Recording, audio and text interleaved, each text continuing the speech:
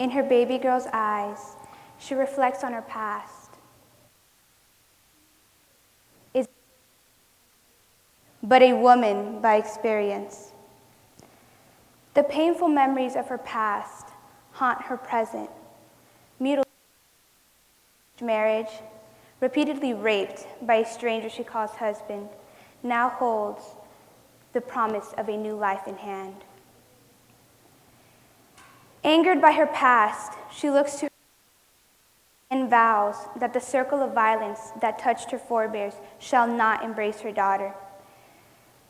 She swears from the burdens of her society's expectation, even at the cost of her own life. Genital mutilation, arranged marriage, and rape is common in many societies around the world. And much of this violence is perpetrated by women and against women because they're indoctrinated to think that women are worthless.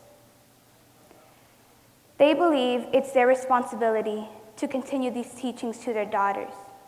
For example, in the Middle East, their society believes that women should not feel pleasure. And it is the responsibility of a woman to take a razor blade and barbarically cut away a child's clitoris, while other women hold her down and then insert their finger into the open wound to verify that the organ is completely removed. It is also not unusual for a child to be betrothed at a very early age. Child brides are married and are expected to have intercourse with their husbands as early as the age of 9. The world faces an unpleasing reality. For women, the gender you are born into automatically submits you to violence, though there hasn't been enough commitment for this dilemma to be abolished once and for all. Thomas Jefferson once said, "We hold these truths to be self-evident. Will we be for hate or for love? We will be extremists for the prevention of injustice or for the extension of justice." While Thomas Jefferson was correct, he was a man of his time, and thus was blinded to the cancer of a society that was slavery. And thus, justice was not extended to the black man until the blood of the Civil War was spilled.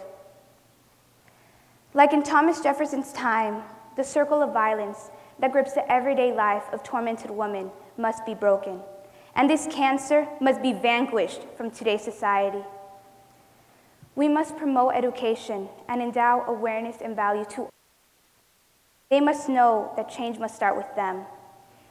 They must break the circle of violence. While this path will be hard to overcome, there will be blood, there will be sweat, and there will be tears. But we must take this path, because when an injustice is done to one human being, it is an injustice done to all. I am Rebecca Guerrero. I'm 16 years old, and I am ready to start the revolution for women worldwide. Let them be heard.